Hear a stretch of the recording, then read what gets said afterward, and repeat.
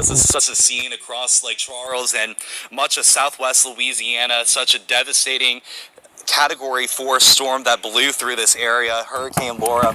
And as we were waiting for this live shot, this hit, we noticed that crews are already starting to roll in here at the hotel to begin that restoration process to clean up. It's going to be a long cleanup process. And Blake, if you can also zoom up over on this side, that's some of the main towers of the hotel here.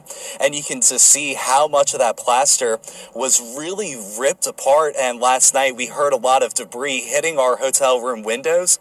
And we saw something that looked a little almost white hitting the windows. And now that it's daylight, we really do believe that that was some of that plaster from the hotel siding that was just breaking apart and just hitting our windows. For the most part, the hotel did fare out okay. The area surrounding, though, that's where there's so much damage, and it's going to be a long cleanup process, and that process is just beginning. But for a lot of people, they're worried about what's happening across that bridge here in Lake Charles. We heard that DEQ and state officials, they're monitoring the air quality. And earlier, whenever we were closer to the bridge, DEQ did tell us, they said, look, if that wind starts shifting and you see some of that smoke flowing in your direction, you're going to have to leave immediately. It won't be safe for you to stay there. So it's a situation right now that's constantly evolving and changing. Although there's sun out here, there's constantly new challenges that people are going to be facing as this cleanup process is just beginning. All right, Chris Welty reporting live there in Lake Charles for us. The governor's office saying today that about 1,500 people are on standby to do search and rescue following Hurricane Laura. That's the area where they'll be posting and heading in the hours ahead as soon as it's safe, trying to get to save lives in the initial aftermath of Hurricane Laura. But hopefully everybody was following those warnings yesterday with the seriousness of this storm. And those who stayed and, you get through the storm, that's one thing. And now you have a secondary issue with this fire. We heard Chris mention that DEQ officials told him if the winds shift and smoke starts coming towards people's homes or wherever they are at this point, they will then have to leave that area in an area where so much is destroyed at this point. So one thing happening on top of another. Back in Lake Charles, there you see there, that's one of the spots that most people recognize as you're driving along I-10 in Lake Charles. That's the Capital One building there, which is probably the most recognized in the area. And you see their windows have been blown out in that building on multiple floors, as that is one of the tallest buildings in that area. That one not spared at all. Yeah, those windows just blown out there at the Capital One building in Lake Charles. More dramatic images coming in from Calcasieu Parish. This is the Motel 6. Look at that damage. The roof just blown off of the Motel 6. That building, really a big loss, a total loss structurally. The roof just blown off. Hopefully no one was in there seeking shelter at the time. And then getting back to that fire, that smoke that we've seen coming from Westlake. This is the view from Lake Charles. Again, a biolab facility where they manufacture a lot of products that have to deal with chlorine-related products. The product started reacting at some point during the storm and then decomposing. Westlake right now is under a shelter-in-place order. The order from the governor's office, the advice from state officials has been, if you're in that area still, to keep your windows closed, keep your air conditioning off as well, because you don't want to be breathing any of those air particles that could be in the air from all of that smoke. DEQ, again, monitoring air quality, and state police hazmat crew on scene, really trying to assess the situation, this ongoing dramatic situation that's happening in the aftermath of Hurricane Laura. Yeah, as we continue to see these images come out, there's the Isle of Capri there under the I-10 bridge, which the governor mentioned in his news conference that I-10 is closed, but will be for even longer now because that bridge needs to be reassessed. And that's a bridge we know is already one that has been looked at and studied and is needing of some improvement anyway. And now with that casino being stuck under the bridge, we'll see what has to happen with that. But that is one of the things they're looking at as well, is that Isle of Capri casino now under the I-10 bridge where it was lodged during the storm. Yeah, Secretary of Transportation Dr. Sean Wilson was with the governor there in Baton Rouge today talking about that. The inspection process is going to be happening actually with a drone with the bridge just to make sure everything is okay, but it is going to be a while before they're able to get that bridge back open. Let's head out live now in Lafayette Parish for a look at some of the potential street flooding, and then we're also seeing some debris on the roadways. Jordan Lippincott joins us live along Vero School Road in Lafayette Parish. Jordan, what are you seeing out there right now? Well, we've made it back to Lafayette Parish. If you've been following us throughout the morning, we were here early this morning, and obviously it was very dark and this road was flooded. But if you take a look, the water has gone down some, but it's still quite a bit flooded. And these trucks, we're on Verot School Road, and they're coming in the direction of Vincent Road, going toward Fortune Road. But some of these cars down here have gotten stuck in the water, so it's just never a good idea to drive in water that you cannot see the road. Unfortunately, for some of these cars, they got stuck. But once you travel down Verot School Road a little bit going toward Fortune Road, you're once in the clear. But if you are coming from Fortune Road on Verot School Road, there will be a road closed sign, and you won't be able to go in this direction toward Vincent Road. The skies are clear. It's not raining, and it feels pretty warm out here. But as you can see, the effects of Hurricane Laura still remain. As a reminder before I go, if you're traveling on Verot School Road, just beware that there is high water going toward Vincent Road. In Lafayette, Jordan Lippincott, KATC TV3.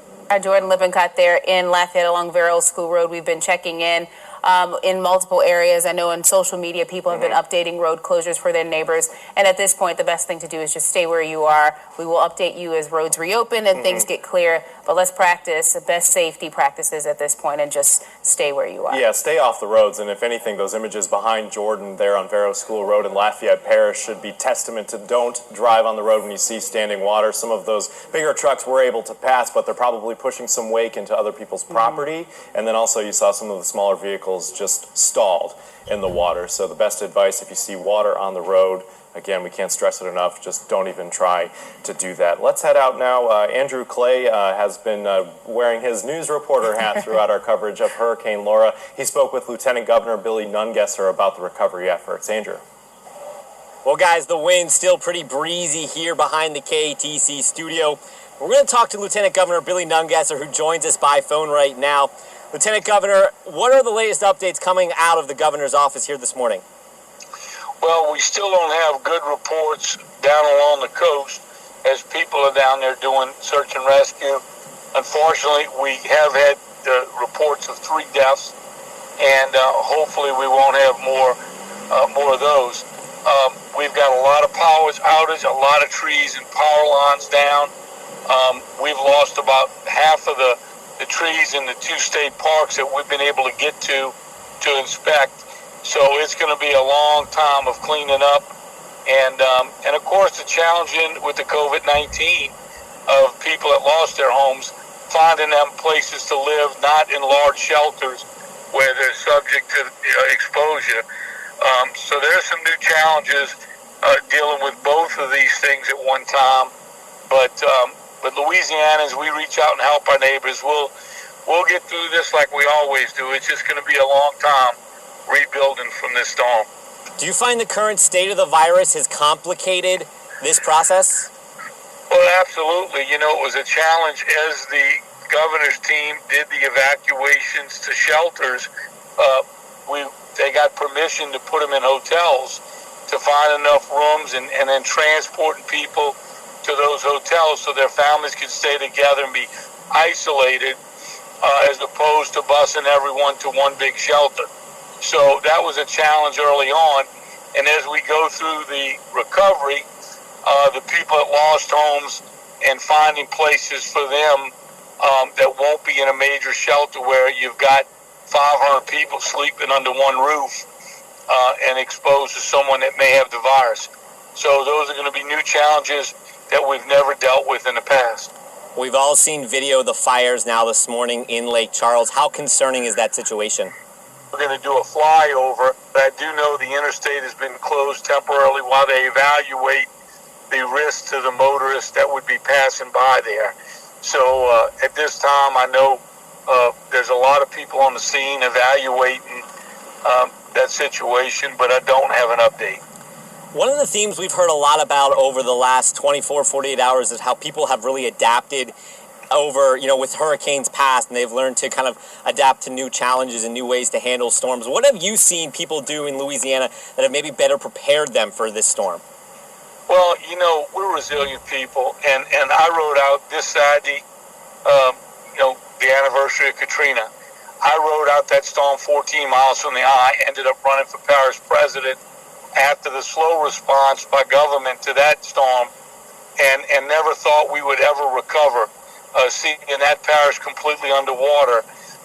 But to look back and see people build stronger, bigger, higher, we come back. We always come back bigger and stronger, and that's because Louisianans continue to reach out and help their neighbors, as we get help from across America when we have a hurricane. So it's those people that reach out and help their neighbor that gives everybody the strength to keep on. And so I got no doubt we will recover from this. But there again, it's something we've never seen in our lifetime, this strong a hurricane. And to still be a hurricane in North Louisiana is something we haven't seen before. So the large power outages and the destruction, trees and power lines across this state, all the way down the west side of the state, is something that's unprecedented. Now, we often talk about the immediate aftermath after one of these storms, but these storms have a real long-lasting impact for years to come, and a lot of that is with soil erosion. We've now seen 3 tropical events happen in this state alone this summer. How big of a concern is that to you, what these storms have done to our coastlines? Well, I think every time we have a storm, we need to take a step back and really evaluate what we've done right and wrong in coastal restoration. I've been a big supporter of building 8-foot berms with forested ridges and rocking the outside, so after a storm they may get beat up, but they'll be there. I think we spent a lot of money on small coastal projects, 8-10 inches above the waterline, that disappear after a storm and we start all over. And so I think those larger ridges that get beat up, but they're still there, something to build on after a storm. We need to look at doing more of that than marsh creation across the whole coast.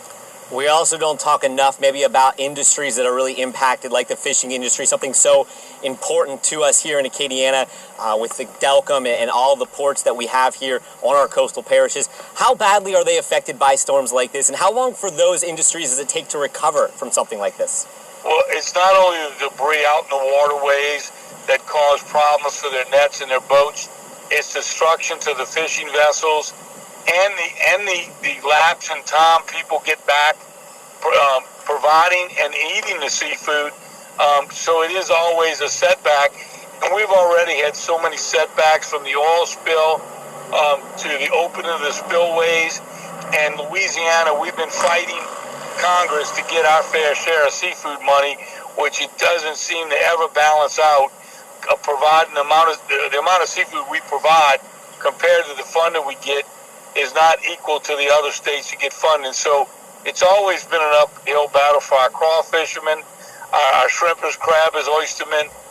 So it'll be a battle after this one, but we'll survive. We'll continue to support the industry in every way we can.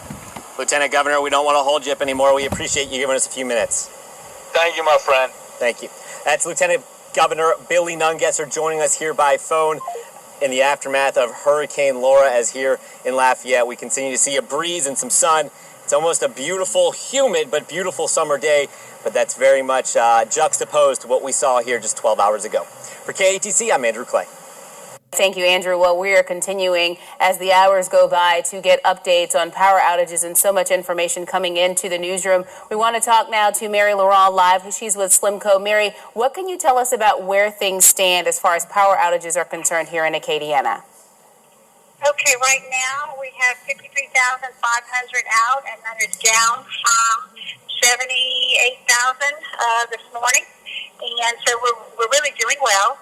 And what we have done so far today is we're focusing on the feeders, the main lines, so that we can get those back on.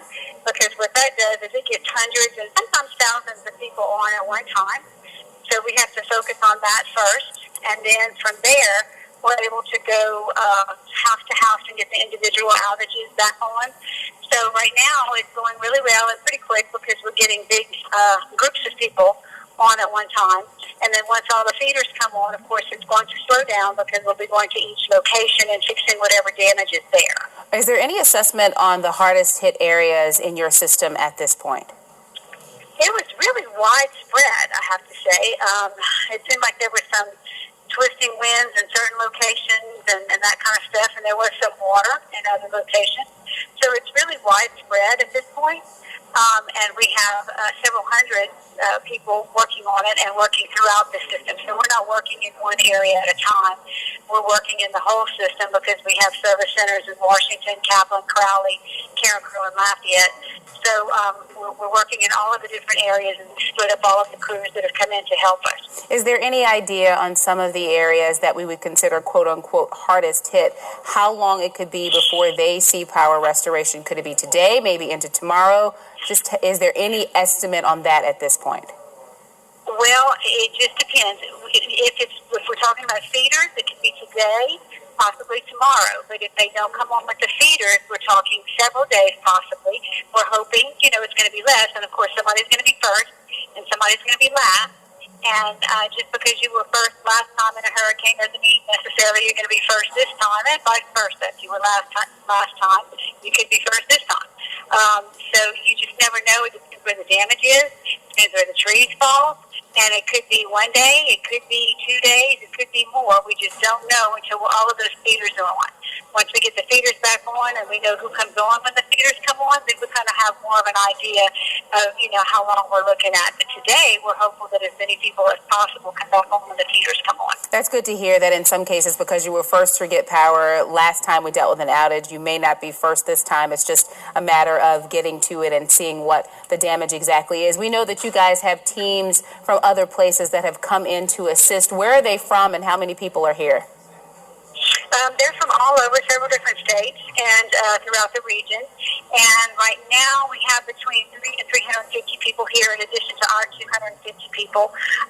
So we have, an extensive network of people out there working. Awesome. That's so good to hear. All righty. Thank you, Mary. Right now, 63,500 Slimco customers without power at this point, but there may be a large majority of those customers who get power today into tomorrow, and those in some of the harder hit areas, it could be several days depending on the situation with the outages in your area. Thank you, Mary. We'll be checking in with you in the days to come as we continue recovery from Hurricane Laura. And Marcel, Sounds great. Thank you.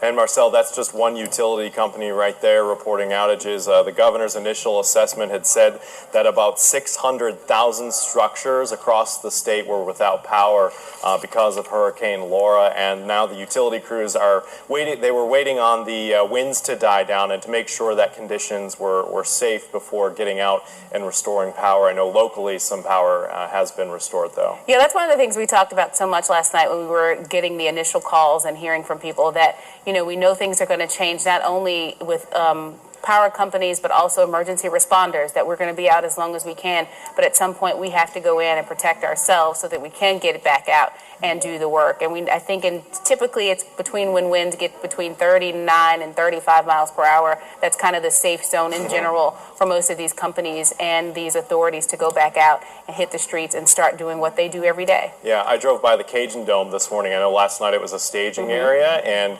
just the parking lot of the Cajun Dome was filled with those big utility trucks. The governor had said that they'd had more linemen on hand than ever before, ready to get to work, but again, just kind of waiting for conditions to be okay for them to get to some of those hard-hit areas. And one of the hardest-hit areas, again, is Calcasieu Parish, and we understand that some of those crews have now made their way out there. Our Chris Welty has been in Lake Charles throughout the night. Again, the worst part of Hurricane Laura. Let's check in with Chris now.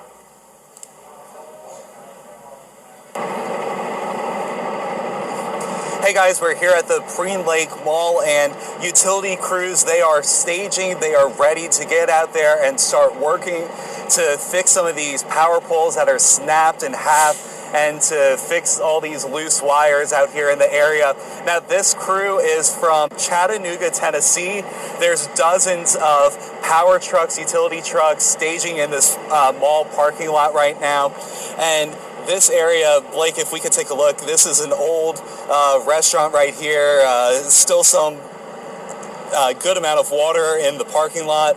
And you can see how there's a lot of just twisted sheet metal, and you can see that there's sort of like this teal and yellow color metal flapping in the wind right there. That's actually from the Valero gas station, which is right over here to our left across the street. So it's crazy just to think how much debris can just travel. And look at this, as we were pulling into the mall parking lot, I noticed that they had this sign that says #1 nail salon. We don't see a nail salon anywhere around here, so this sign must have traveled a pretty good way.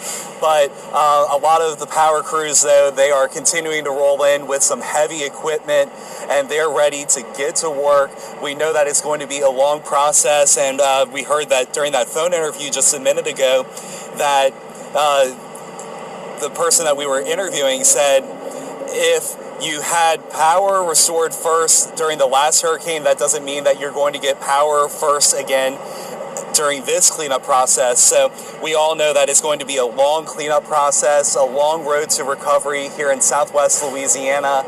And, it's just great, though, to see how many crews from out of state are here, and they're staging, they're ready to go, and they're ready to help our neighbors. Live in Lake Charles, Chris Welty, KTC TV3. We talked about the governor mentioning that there are more linemen here in Louisiana than there have been in storms past. He also mentioned that the Louisiana National Guard, the entire Louisiana National Guard, had been activated for the first time in many, many years. That just goes to show that recovery from this storm is serious business, and that we are putting all resources where they need to be to get people back to what we consider normal life as soon as possible. Thank you, Chris. We know you've been moving around Lake Charles all day today. Stay safe, and continue your reports coming in as deemed safe in that area. And continuing to survey the impacts now of Hurricane Laura, we head to Lafayette's Rotary Point now. Scott Brass and Stacy Daly. This time we are over at Rotary Point in Lafayette. This is the Vermilion River, and of course, with the wind and with the rising water, it's now accumulating, the debris and the garbage and the limbs. No doubt the good folks at Parish Proud and Bayou Vermilion District will be ready to go to work once things calm down in the coming weeks. You can see how it all works. The water slowly encroaching in the backyards of some of the homes. The people I've talked to have said, that's part of the risk. It's part of the payoff. You decide you want to live along the river. You also have to know that when storms come like a Laura, there will be lots of rain, and with that, lots of rising water, sort of the thing that happens. So, Rotary Point, the Vermilion River, getting into backyards, but from what we can tell, not getting into back houses. So, for Scott, for Stacy, Rotary Point, the Vermilion River, on the rise. Guys, back here.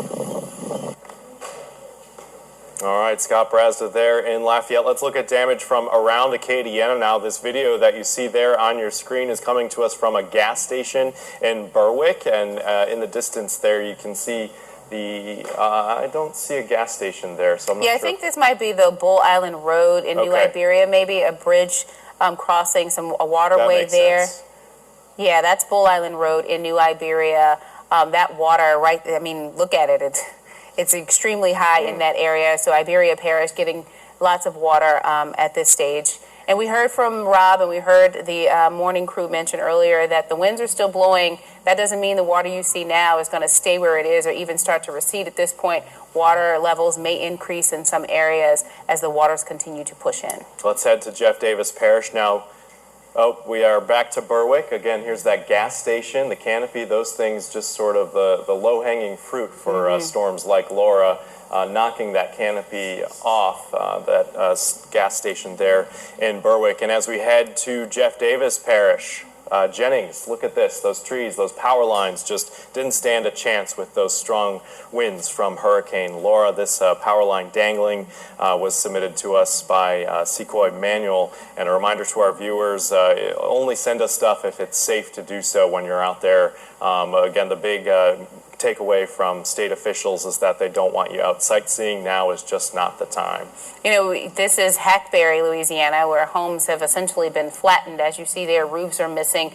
There's debris everywhere. That's Hackberry, Louisiana, from Laura's wake and the effects of the storm in that area. This is a flyover. We know that the governor will be flying over the Lake Charles area, Cameron Parish, and other parts of southwest Louisiana. After he was leaving his news conference, they were boarding aircraft to do that. So we will be seeing other images from other parts of the state from flyovers as well coming in later into the afternoon.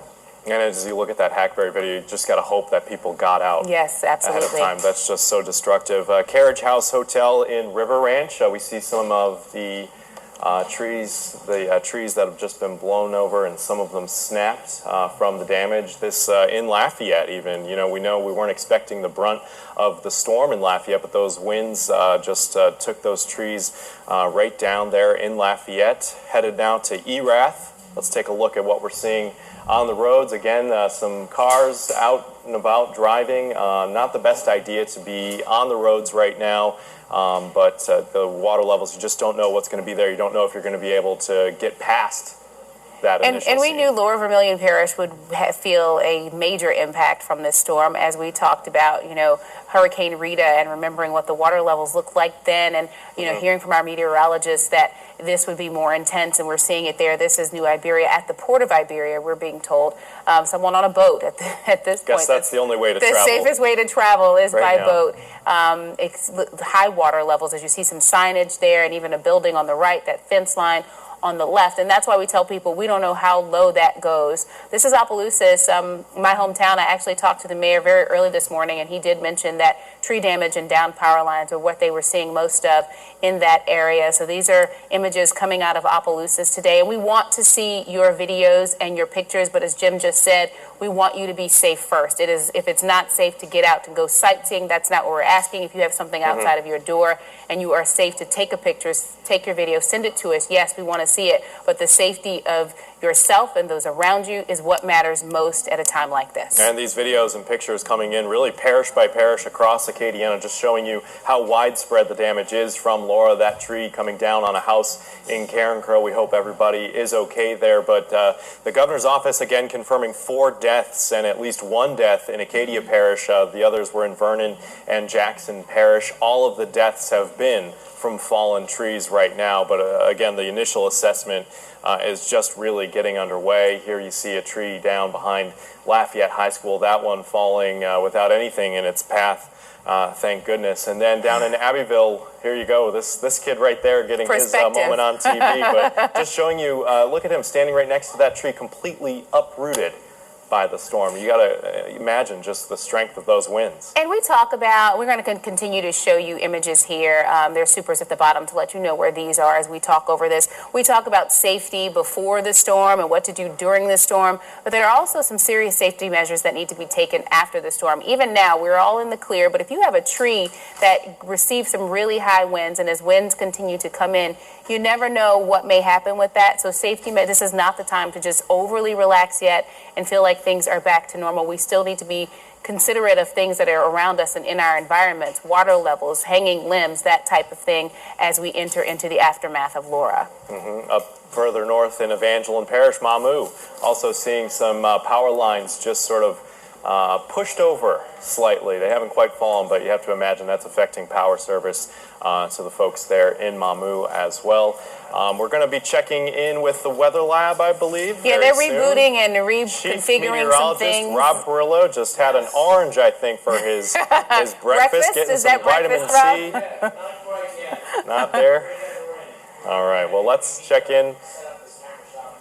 Okay, we're going to get your camera shot all set there, Rob. I think they were actually able to get a little shut-eye. I was talking to Bradley. I'm like, did you sleep? And he's like, I tried, but as a meteorologist, you know, watching this There's that curiosity. is what we do. Did you sleep? Jim and I both stayed here at the station, as most of our crews did tonight. Did you get some sleep last night, Jim? Yeah, I got about 3 solid, which is maybe an hour less than the 4 solid I've gotten over the last 5 or 6 days. So, yeah, it's been kind of, we're on adrenaline. This is a big story, and we're tracking a high-end event, and that's what we've been doing over the last couple of days. So pretty rough conditions for our friends over toward Lake Charles. So we've been watching it, and I'm going to have a full update coming up in just a bit. I know you guys have some more stuff. Okay, yeah, Rob, we're going to get you all situated, get your shot set up. But first, let's take a look at some of the damage over in Texas. KTRK's Marla Carter reporting from Orange, Texas. Laura tearing into the Gulf Coast overnight, making landfall as a powerful Category 4 hurricane in Cameron, Louisiana, about 35 miles west of the Texas border, bringing with it maximum sustained winds of 150 miles per hour, making Laura the most powerful windstorm to make landfall in Louisiana in 164 years. The eye wall, you can see how visibility is going to zero now. The storm hit in the middle of the night, but as the sun came up, images of the devastating damage emerged, streets flooded, power lines toppled, trucks tossed like toys. The damage extended further west across the state line into Texas. Over 500,000 people in Texas and Louisiana forced to evacuate as Laura strengthened in the Gulf. We had, I know, well over 5,000, maybe as many as 10,000 people who evacuated, and especially for those in the Port Arthur and Orange and Beaumont areas, it could have been a lifesaver. Officials had warned the potential 20-foot storm surge would be unsurvivable. I think we're in a fortunate place when we think about surge. I think it was less than we had forecasted, but we're going to see significant wind damage to buildings. Ashley Thomas and her family rode out the storm at home. Family in our home underneath the kitchen table, and after being under the kitchen table for about 5 minutes, we lost our roof. Louisiana's lieutenant governor spoke with some of those residents who chose not to leave. I spoke to a family around 50 miles from the coast, and they said they will never ride out a storm again. Officials say that Laura has become a deadly storm. A tree fell on the home of a 14-year-old girl in Louisiana, taking her life. Laura is now a tropical storm. Reporting from Orange, Texas, Marla Carter, ABC News. And back here in Acadiana, joining us on the phone now is Sheriff Mike Couvion down in Vermilion Parish. Sheriff Couvion, I know the initial assessment is just now getting underway. What are y'all seeing out there in Vermilion Parish? Well, as of noon, we had around 56 roads closed because of trees, power lines, and high water. Recently, we reassessed it, and we have about 30 roads that still have high water on it. And what's the advice from people? I know we don't want to see people driving down those roads at all, right? Correct. We're lifting our curfew immediately because we know how important it is for people to return to their homes and assess the damages. We also know how important it is to them to see about their pets and livestock. Mm-hmm. However, we are asking everybody to help their neighbors and not ride around just to see and sightsee. Let these people go to their homes, check out their damages, and if need be, they stay if they have a generator, because we don't know when the power is going to return. However, throughout the parish, you see utility companies working hard to restore everybody in the parish electricity.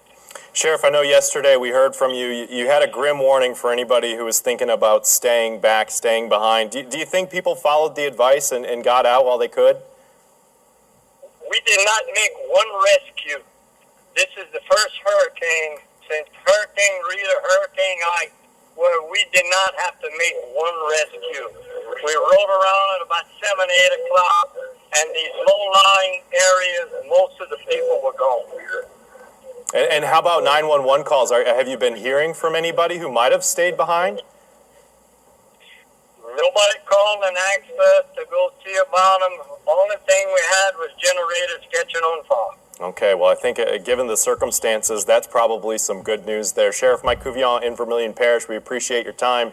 Let's head over now to the Weather Lab. Chief Meteorologist Rob Perillo all set up. Rob, we're talking about Hurricane Laura. What was Hurricane Laura now? That storm causing a lot of damage. Yeah, and this is why we lost Doppler radar right around 12:30, 1 o'clock in the morning with those 137-mile-an-hour winds. The Lake Charles Doppler radar there, that's what it looked like as day broke today. So big 500,000-watt radar needs to be replaced ASAP. This is very important to us, and this is why the National Weather Service employees evacuated. Now, we've been talking about that storm surge that may have not been as high as estimated, but the water is not done yet. I am not sure that the water is still not going to rise over the next 24 hours as we get that water coming in and still coming in, the main surge, but then it spreads slowly east-northeastward, and I got some messages from some folks, and please email me or send me a message on Twitter or Facebook with regard to those water lines in, say, Delcom and elsewhere. I want to see if the water is still rising. I've had a couple of reports that it was as of mid to late morning.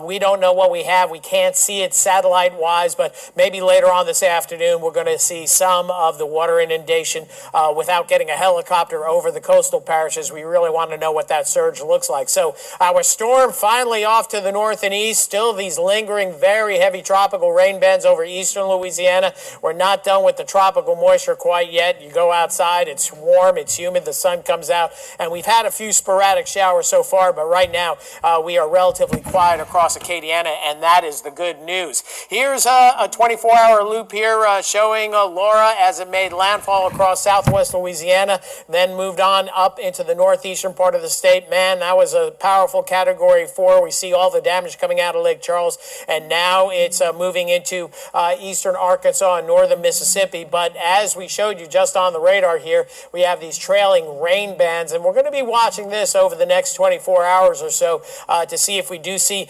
more rain in the area, and that could be problematic for areas that had substantial rainfall. I briefly went home by my house, and what do? Of course, I said hello to the family, but I checked the rain gauge.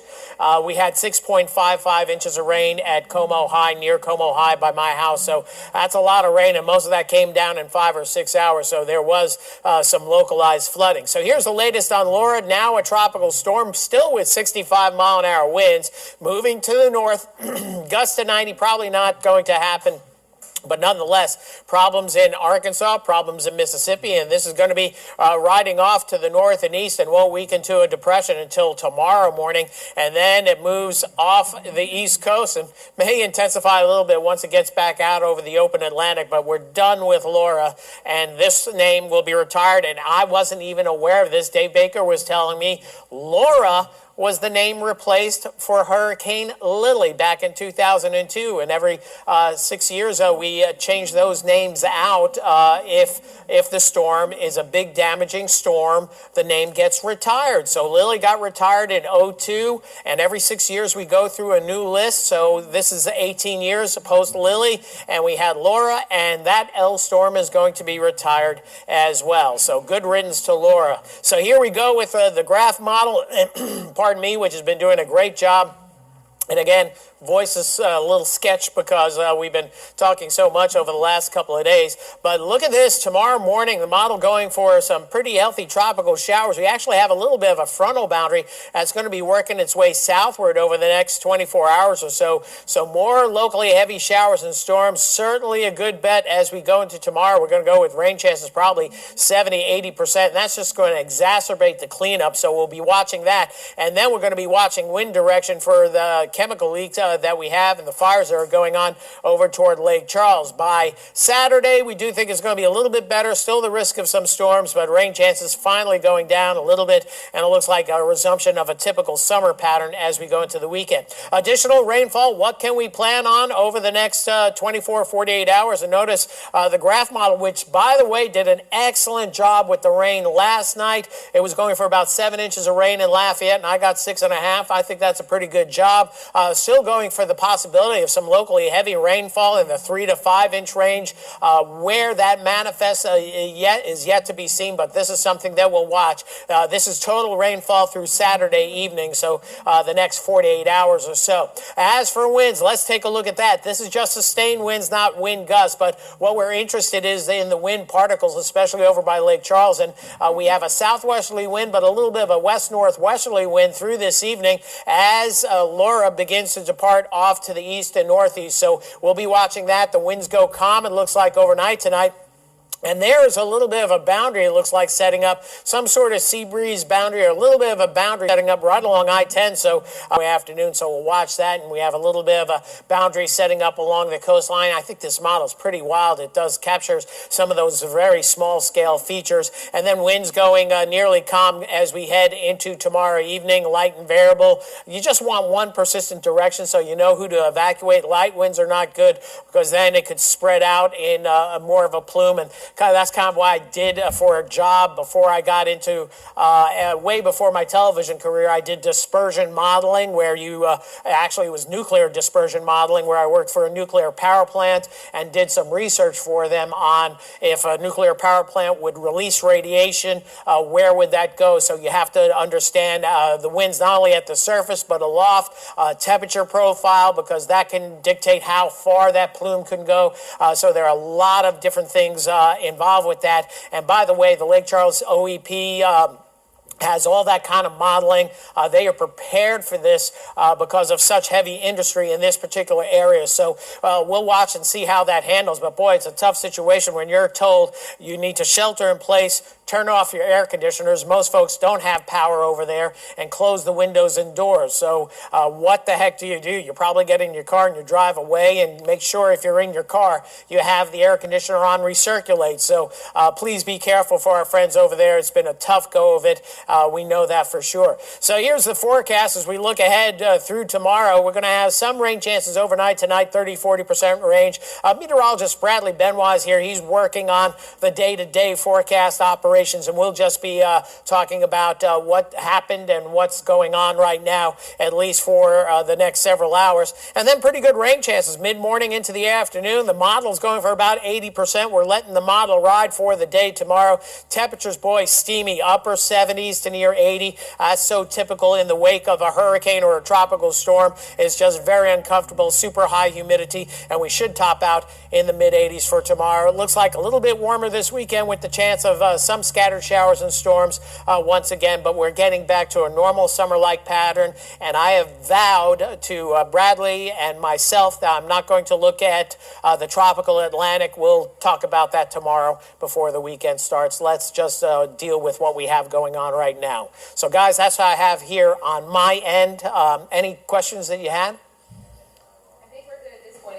You say that we won't look at the tropics until tomorrow. We all need a rest. Maybe Monday. Okay. Hey, Rob, what do you think with the surge projections that we had yesterday? I know the governor's office earlier today saying it wasn't as bad as they were expecting. Have they even surveyed down there yet? Do you know? Do you think that's accurate to say that it wasn't as bad as they were projecting? Yeah, I think that's premature, because we saw with Hurricane Ike, the water didn't come up until roughly 24 hours later down in Delcom and Erath. So basically what you do is you have this surge that comes in along and east of the center, okay? There's nobody that lives out here in eastern Cameron, western Vermilion Parish, so not until you get a chopper over this are we going to see it. In the satellite imagery, we still have too many clouds, but maybe later this afternoon I think we're going to be able to see what's going on in Cameron Parish. But you have this surge come in. That water comes in. Some of it goes back out into the Gulf of Mexico, but we've had those south winds kind of bucking that from going back into the Gulf of Mexico, and then it spreads slowly eastward. And what we also see, the Gulf of Mexico becomes like a big bathtub where you have a storm come in, the water sloshes up, it goes back down, then it comes back up, and then how does it interact with high tides? So I don't think these high water marks yet are achieved, and I don't think we know what we're going to have. I'd be ready reticent to say this is going to be a lower end event than Ike and Rita. I would be relatively surprised if that would be the case, but if that would be the case, that would be much better for many of us. But I know there are homes and camps that are flooded as of today. So let me know if you're watching us or you're watching us on the app or Facebook Live. Let me know where you are and what you've observed since early this morning. The tides, the high tides along the coast were primarily 2-3 o'clock in the morning. They've been gradually coming down, but they're going to be coming back up later on tonight. So I don't think the story is done with that water and spreading through all the coastal marshy areas through St. Mary. I did look at the coastal tide gauges.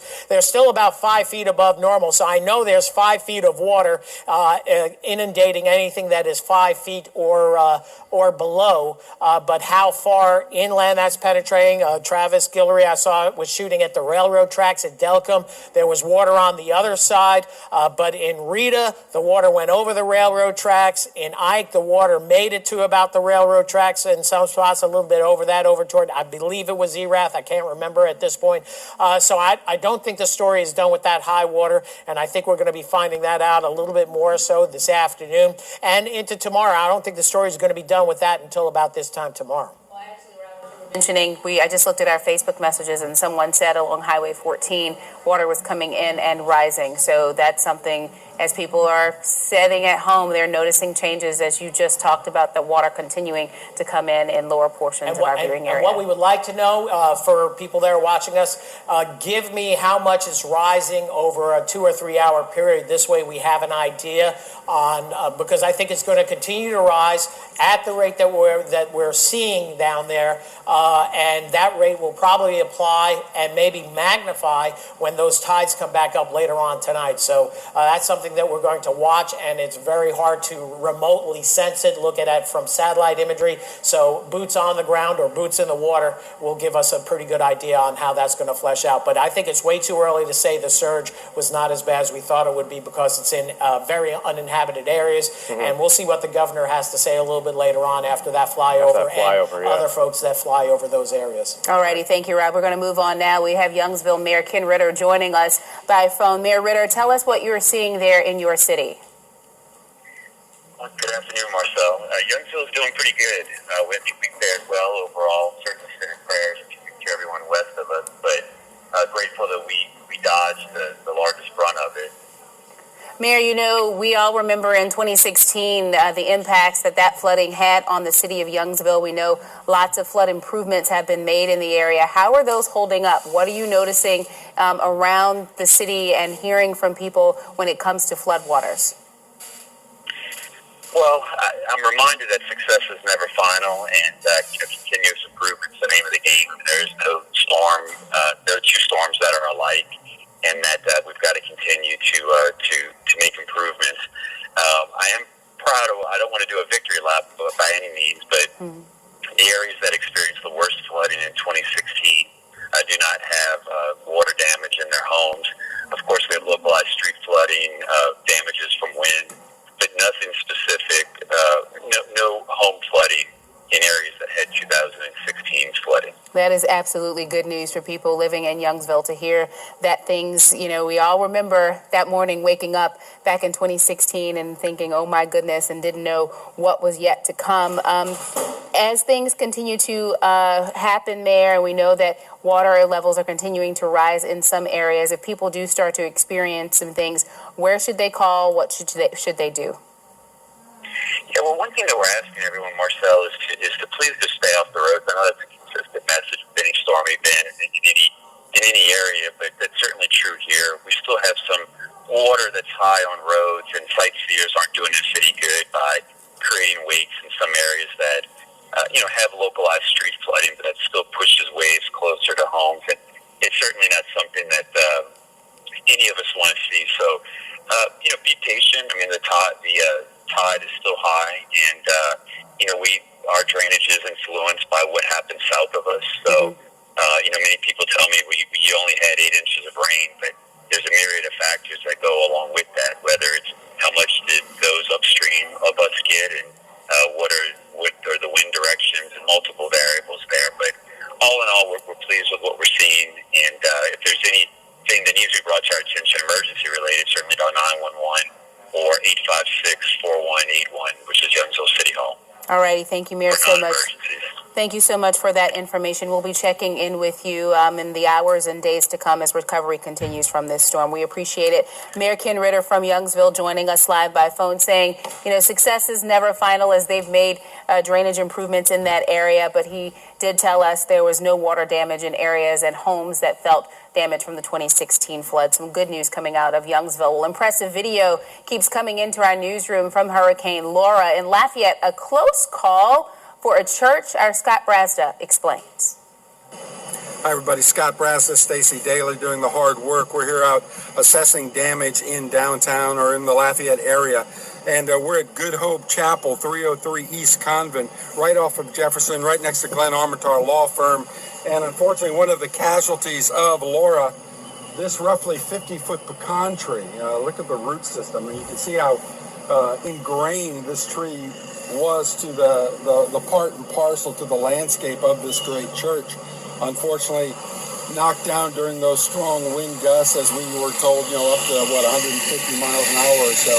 Now, the good news is, Stacy, if we can show them this, the good news, as best we can tell, is that one branch may have just skimmed, brushed by, scratched the front of the church. As far as we can tell, now, we are unlicensed contractors, assessors, but as far as we can tell, that may have been all that happened. We don't see any dislodged bricks, at least from this vantage point. We don't see any damage to the sign or anything like that. But as far as we can tell...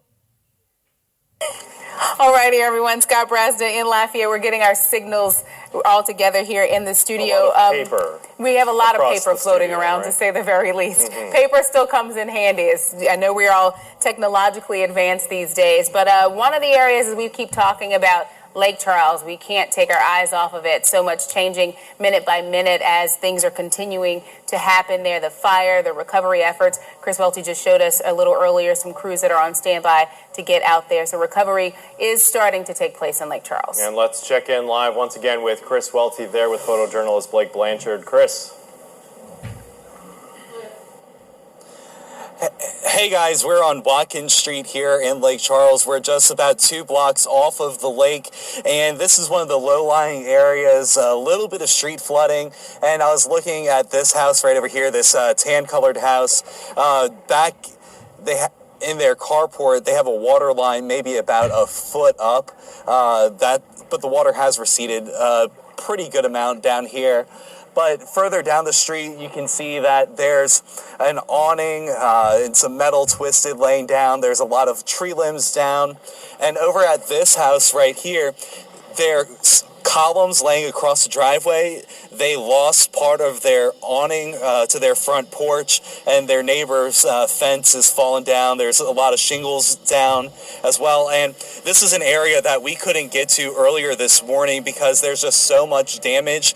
And the National Guard, they're out here. They're helping some of the residents chop up some tree limbs and some of the branches that are blocking the road. They're moving that debris off to the side, so they're trying to get this area accessible again for those that may have left that are looking to come back home and start assessing the damage at their houses. But Blake, if we can, we'll take a little walk and we'll flip the camera around a little bit. And you can see already just the piles of debris that are starting to build up here. And this is a scene in so many different neighborhoods here in Lake Charles. Lots of trees down, lots of power lines down.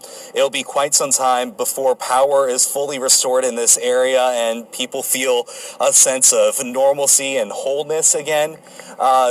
It's just going to be a long process, and we have seen a lot of traffic trying to come down this road, and they've been barreling through that floodwater that we were just standing in a minute ago, and you got to realize that they're pushing some wake, but fortunately it doesn't look like any of that wake is getting into anyone else's homes here, so that is good news. But of course it's already a stressful situation, and if you're actually at home and you see people like the one that just passed us pushing water into your yard, into your home, it's quite frustrating, as you can imagine. So if you do see standing water like this, turn around, be smart, and respect your neighbors. It's all about respect as well. It's going to be a long recovery process, but as far as by the lake, more trees down in that area than we can count. And as we said, the National Guard, they're doing a great job. They're out helping neighbors and they're checking on people. We did see